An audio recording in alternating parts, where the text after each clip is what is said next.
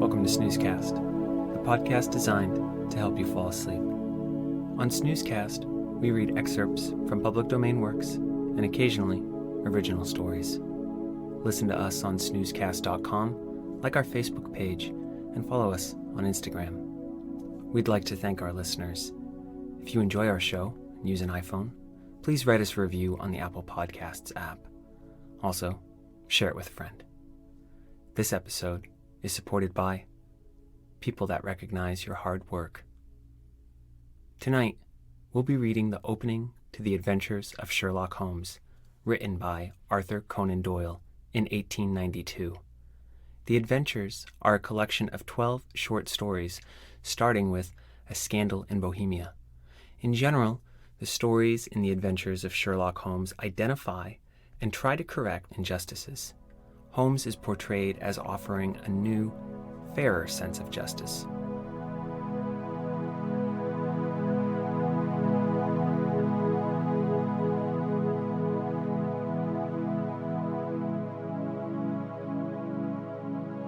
Let's get cozy. Close your eyes. Relax your body into the softness of your bed. Now, take a few deep breaths.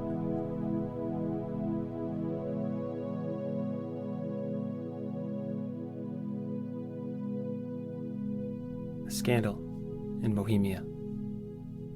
To Sherlock Holmes, she is always the woman. I have seldom heard him mention her under any other name. In his eyes, she eclipses and predominates the whole of her sex. It was not that he felt any emotion akin to love for Irene Adler. All emotions, and that one particularly, were abhorrent to his cold, precise, but admirably balanced mind. He was, I take it, the most perfect reasoning and observing machine that the world has seen. But as a lover, he would never placed himself in a false position. He never spoke of the softer passions, save with a jibe and a sneer. They were admirable things for the observer, excellent for drawing the veil from men's motives and actions, but for the trained reasoner to admit such intrusions into his own delicate and finely adjusted temperament was to introduce a distracting factor which might throw a doubt upon all his mental results. Grit in a sensitive instrument, or a crack in one of his own high-power lenses, would not be more disturbing than a strong emotion in a nature such as his. And yet there was but one woman to him, and that woman was the late Irene Adler, of dubious and questionable memory. I had seen little of Holmes lately. My marriage had drifted us away from each other. My own complete happiness and the home-centered interests which rise up around the man who first finds himself master of his own establishment were sufficient to absorb all my attention, while Holmes, who loathed every form of society with his whole Bohemian soul, remained in our lodgings in Baker Street, buried among his old books and alternating from week to week between cocaine and ambition, the drowsiness of the drug, and the fierce energy of his own keen nature. He was still, as ever, deeply attracted by the study of crime, and occupied his immense faculties and extraordinary powers of observation in following out those clues, and clearing up those mysteries which had been abandoned as hopeless by the official police. From time to time, I heard some vague account of his doings, of his summons to Odessa in the case of the Trepoff murder, of his clearing up of the singular tragedy of the Atkinson brothers at Trincomalee, and finally of the mission which he had accomplished so delicately and successfully for the reigning family of Holland. Beyond these signs of his activity, however, which I merely shared with all the readers of the daily press, I knew little of my former friend and companion. One night, it was on the 20th of March, 1888, I was returning from a journey to a patient, for I had now returned to civil practice, when my way led me through Baker Street. As I passed the well-remembered door, which must always be associated in my mind with my wooing and with the dark incidents of the study in scarlet, I was seized with a keen desire to see Holmes again, and to know how he was employing his extraordinary powers. His rooms were brilliantly lit, and even as I looked up, I saw his tall, spare figure pass twice in a dark silhouette against the blind. He was pacing the room swiftly, eagerly, with his head sunk upon his chest and his hands clasped behind him. To me, who knew his every mood and habit, his attitude and manner told their own story. He was at work again. He had risen out of his drug-created dreams and was hot upon the scent of some new problem. I rang the bell and was shown up to the chamber which had formerly been, in part, my own. His manner was not effusive. It seldom was, but he was glad, I think, to see me. With hardly a word spoken, but with a kindly eye, he waved me to an armchair, threw across his case of cigars, and indicated a spirit case and a gasogene in the corner. Then he stood before the fire and looked me over in his singular, introspective fashion. "Wedlock suits you," he remarked. "I think, Watson, that you have put on 7.5 pounds since I saw you." "7," I answered. "Indeed, I should have thought a little more, just a trifle more, I fancy, Watson. And in practice again I observe, you did not tell me that you intended to go into harness." "Then how did you know?" "I see it. I deduce it. How do I know that you have been getting yourself very wet lately, and that you have a most clumsy and careless servant girl?" "My dear Holmes," said I, "this is too much. You would certainly have been burned had you lived a few centuries ago. It is true that I had a country walk on Thursday, and came home in a dreadful mess. But as I have changed my clothes, I can't imagine how you deduce it. As to Mary Jane, she is incorrigible, and my wife has given her notice. But there, again, I fail to see how you work it out." He chuckled to himself and rubbed his long, nervous hands together. "It is simplicity itself," said he. "My eyes tell me that on the inside of your left shoe, just where the firelight strikes it, the leather is scored by 6 almost parallel cuts. Obviously, they have been caused by someone who has very carelessly scraped round the edges of the sole in order to remove crusted mud from it. Hence, you see, my double deduction that you had been out in vile weather, and that you had a particularly malignant boot-slitting specimen of the London slavey. As to your practice, if a gentleman walks into my room smelling of iodoform, with a black mark of nitrate of silver upon his right forefinger, and a bulge on the right side of his top hat to show where he has secreted his stethoscope, I must be dull indeed, if I do not pronounce him to be an active member of the medical profession." I could not help laughing at the ease with which he explained his process of deduction. "When I hear you give your reasons," I remarked, "the thing always appears to me to be so ridiculously simple that I could easily do it myself, though at each successive instance of your reasoning I am baffled until you explain your process, and yet I believe that my eyes are as good as yours." "Quite so," he answered, lighting a cigarette and throwing himself down into an armchair. "You see, but you do not observe. The distinction is clear. For example, you have frequently seen the steps which lead up from the hall to this room." "Frequently." "How often?" "Well, some hundreds of times." "Then how many are there?" "How many? I don't know." "Quite so. You have not observed, and yet you have seen. That is just my point. Now, I know that there are 17 steps, because I have both seen and observed. By the way, since you are interested in these little problems, and since you are good enough to chronicle one or two of my trifling experiences, you may be interested in this." He threw over a sheet of thick, pink-tinted notepaper which had been lying upon the table. "It came by the last post," said he. "Read it out loud." The note was undated, and without either signature or address. "There will call upon you tonight at 7:45, it said, "a gentleman who desires to consult you upon a matter of the very deepest moment. Your recent services to one of the royal houses of Europe have shown that you are one who may safely be trusted with matters which are of an importance which can hardly be exaggerated.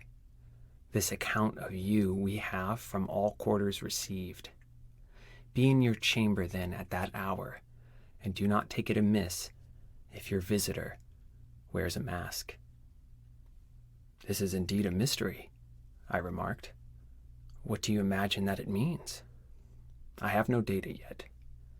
It is a capital mistake to theorize before one has data. Insensibly, one begins to twist facts to suit theories, instead of theories to suit facts. But the note itself, what do you deduce from it?" I carefully examined the writing, and the paper upon which it was written. "The man who wrote it was presumably well-to-do," I remarked, endeavoring to imitate my companion's process. "Such paper could not be bought under half a crown a packet. It is peculiarly strong and stiff." "Peculiar, that is the very word," said Holmes. "It is not an English paper at all. Hold it up to the light." I did so, and saw a large E with a small g, a P and a large G with a small t woven into the texture of the paper. "What do you make of that?" asked Holmes. "The name of the marker, no doubt. Or his monogram, rather?" "Not at all. The G with the small t stands for Gesellschaft, which is the German for company. It is a customary contraction like our K. P, of course, stands for papier. Now for the EG, let us glance at our Continental Gazette." He took down a heavy brown volume from his shelves. Iglonitz, here we are, Igria. It is in a German-speaking country, in Bohemia, not far from Carlsbad, remarkable as being the scene of the death of Wallenstein, and for its numerous glass factories and paper mills. "My boy, what do you make of that?" His eyes sparkled, and he sent up a great blue triumphant cloud from his cigarette. "The paper was made in Bohemia," I said. "Precisely. And the man who wrote the note is a German. Do you note the peculiar construction of the sentence? This account of you we have from all quarters received. A Frenchman or Russian could not have written that. It is the German who is so uncourteous to his verbs. It only remains, therefore, to discover what is wanted by the German who writes upon Bohemian paper and prefers wearing a mask to showing his face. And here he comes, if I am not mistaken, to resolve all our doubts." As he spoke, there was the sharp sound of horses' hooves and grating wheels against the curb, followed by a sharp pull at the bell. Holmes whistled. "A pair, by the sound," said he. "Yes," he continued, glancing out the window. "A nice little brougham, and a pair of beauties. 150 guineas apiece. There's money in this case, Watson, if there is nothing else." "I think I had better go, Holmes." "Not a bit, Doctor. Stay where you are. I am lost without my Boswell, and this promises to be interesting. It would be a pity to miss it." "But your client—" "Never mind him. I may want your help, and so may he. Here he comes. Sit down in that armchair, Doctor, and give us your best attention." A slow and heavy step, which had been heard upon the stairs and in the passage, paused immediately outside the door. Then there was a loud and authoritative tap. "Come in," said Holmes. A man entered who could hardly have been less than 6 feet 6 inches in height, with the chest and limbs of a Hercules. His dress was rich with a richness which would, in England, be looked upon as akin to bad taste. Heavy bands of astrakhan were slashed across the sleeves and fronts of his double-breasted coat, while the deep blue cloak which was thrown over his shoulders was lined with flame-colored silk and secured at the neck with a brooch, which consisted of a single flaming beryl. Boots, which extended halfway up his calves, and which were trimmed at the tops with rich brown fur, completed the impression of barbaric opulence which was suggested by his whole appearance. He carried a broad-brimmed hat in his hand, while he wore across the upper part of his face, extending down past the cheekbone, a black visored mask, which he had apparently adjusted that very moment, for his hand was still raised to it as he entered. From the lower part of the face, he appeared to be a man of strong character, with a thick, hanging lip and a long, straight chin, suggestive of resolution pushed to the length of obstinacy. "You had my note?"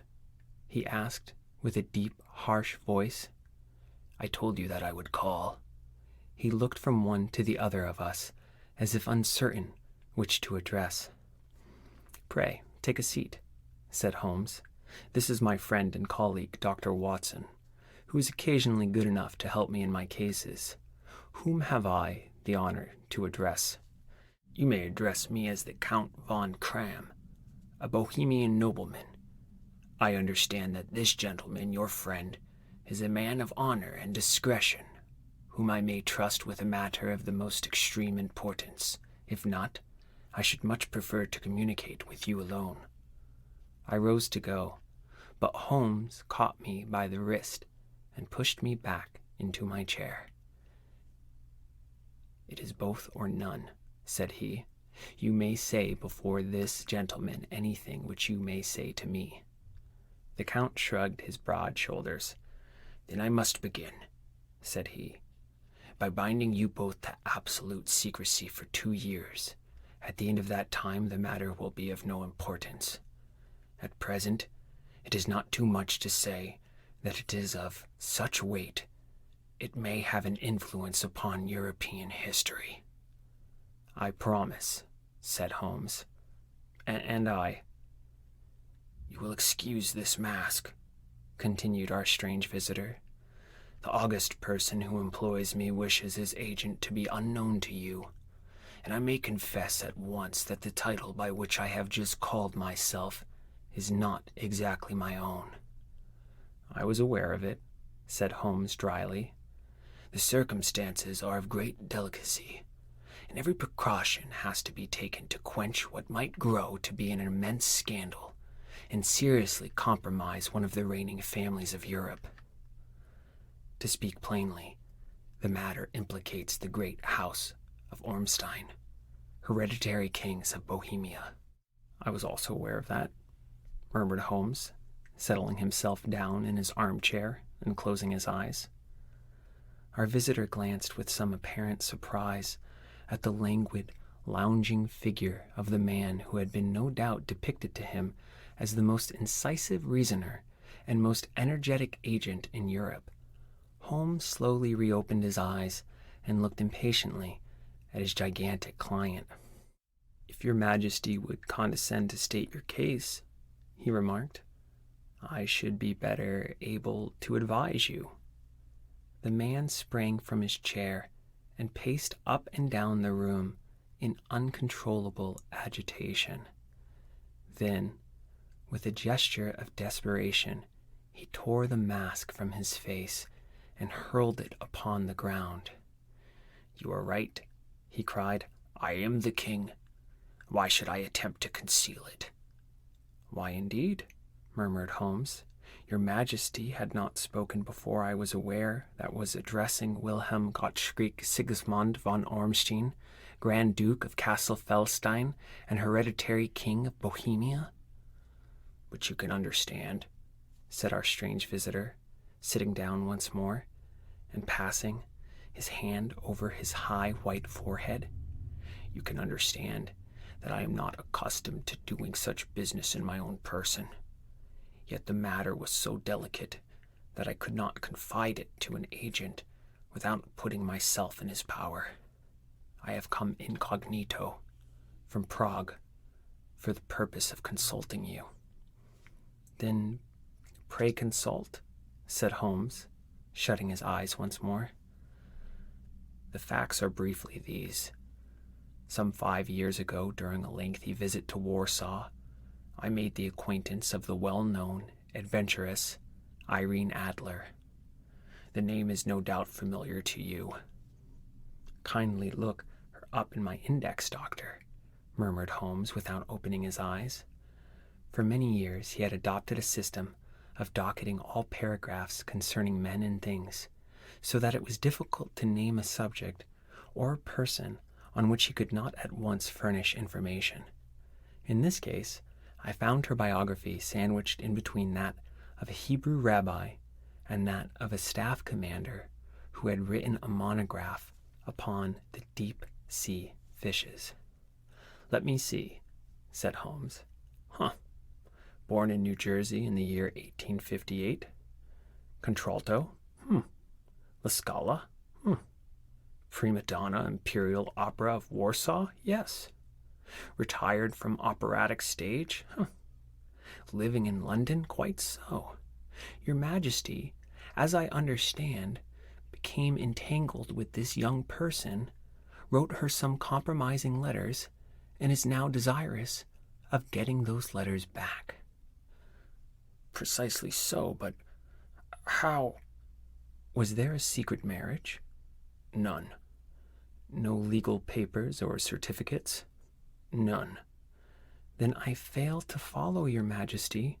If this young person should produce her letters for blackmailing or other purposes, how is she to prove their authenticity?" "There is the writing." "Pooh. Forgery." "My private note paper." "Stolen." "My own seal." "Imitated." "My photograph." "Bought." "We were both in the photograph." "Oh dear, that is very bad. Your Majesty has indeed committed an indiscretion. I was mad, insane. You have compromised yourself seriously. I was only crown prince then. I was young. I am but 30 now. It must be recovered. We have tried and failed. Your Majesty must pay. It must be bought." "She will not sell." "Stolen, then?" "5 attempts have been made. Twice burglars, in my pay, ransacked her house. Once we diverted her luggage when she traveled. Twice she has been waylaid. There has been no result. No sign of it. Absolutely none." Holmes laughed. "It is quite a pretty little problem," said he. "But a very serious one to me," returned the king reproachfully. Very, indeed. And what does she propose to do with the photograph? To ruin me. But how? I am about to be married. So I have heard. To Clotilde Lothman von Saxe-Meiningen, second daughter of the King of Scandinavia. You may know the strict principles of her family. She is herself the very soul of delicacy. A shadow of a doubt as to my conduct would bring the matter to an end. And Irene Adler threatens to send them the photograph, and she will do it. I know that she will do it. You do not know her, but she has a soul of steel. She has the face of the most beautiful of women, and the mind of the most resolute of men. Rather than I should marry another woman, there are no lengths to which she would not go. None. You are sure that she has not sent it yet? I am sure. And why? Because she has said that she would send it on the day when the betrothal was publicly proclaimed. That will be next Monday. Oh, then we have 3 days yet, said Holmes, with a yawn. That is very fortunate, as I have 1 or 2 matters of importance to look into just at present. Your Majesty will, of course, stay in London for the present? Certainly. You will find me at the Langham under the name of Count von Kram. Then I shall drop you a line to let you know how we progress. Pray do so. I shall be all anxiety. Then as to the money, you have carte blanche. Absolutely. I tell you that I would give one of the provinces of my kingdom to have that photograph. And for present expenses? The king took a heavy leather bag from under his cloak and laid it on the table. There are 300 pounds in gold and 700 in notes, he said. Holmes scribbled a receipt upon a sheet of his notebook and handed it to him. And Mademoiselle's address? He asked. Is Briony Lodge, Serpentine Avenue, St. John's Wood. Holmes took a note of it. One other question, said he. Was the photograph a cabinet? It was. Then good night, Your Majesty, and I trust that we shall soon have some good news for you. And good night, Watson, he added, as the wheel of the Royal Brougham rolled down the street. If you will be good enough to call tomorrow afternoon at 3 o'clock, I should like to chat this little matter over with you.